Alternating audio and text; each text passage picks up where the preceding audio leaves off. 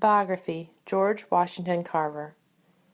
Occupation: scientist and educator. Born January 1864 in Diamond Grove, Missouri.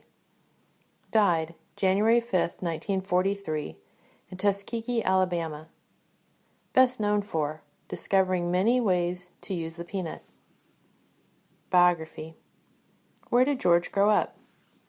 George was born in 1864 on a small farm in Diamond Grove, Missouri. His mother Mary was a slave owned by Moses and Susan Carver. One night, slave raiders came and stole George and Mary from the Carvers. Moses Carver went searching for them, but only found George left by the side of the road. George was raised by the Carvers. Slavery had been abolished by the 13th Amendment, and the Carvers had no children of their own. They took care of George and his brother James like their own children, teaching them to read and write. Growing up, George liked to learn about things. He was especially interested in animals and plants. He also liked to read the Bible. Going to school. George wanted to go to school and learn more. However, there weren't any schools for black children close enough to home for him to attend. George ended up traveling around the Midwest in order to go to school. He eventually graduated from high school in Minneapolis, Kansas. George enjoyed science and art. He initially thought he may want to be an artist. He took some art classes at Simpson College in Iowa, where he really enjoyed drawing plants. A teacher of his suggested he combine his love for science, art, and plants and study to become a botanist. A botanist is a scientist that studies plants. George enrolled in Iowa State to study botany. He was the first African American student at Iowa State.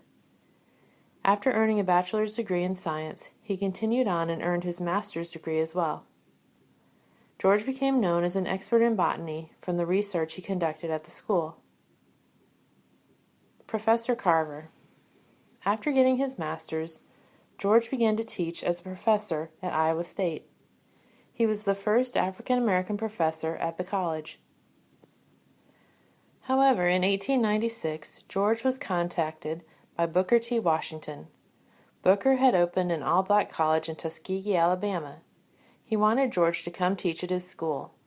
George agreed and moved to Tuskegee to head up the agricultural department. He would teach there for the rest of his life. Crop rotation. One of the main crops in the South was cotton. However, growing cotton year after year can remove nutrients from the soil. Eventually, the cotton crop will grow weak. Carver taught his students to use crop rotation. One year they would grow cotton, followed by other crops such as sweet potatoes and soybeans.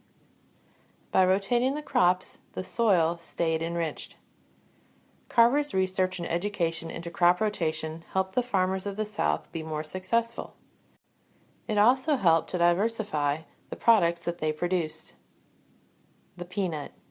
Another problem for farmers was the boll weevil. The insect would eat cotton and destroy their crops. Carver discovered that boll weevils don't like peanuts.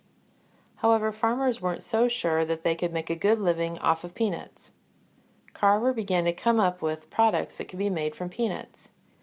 He introduced hundreds of new peanut products, including cooking oil, dyes for clothing, plastics, fuels for cars, and peanut butter. In addition to his work with peanuts, Carver invented products that could be made from other important crops, such as the soybean and sweet potato. By making these crops more profitable, farmers could rotate their crops and get more production from their land.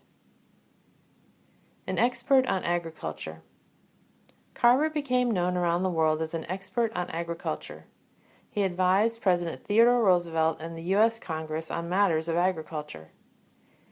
He even worked with Indian leader Mahatma Gandhi to help with growing crops in India. Legacy. George Washington Carver was known throughout the South as farmers' best friend.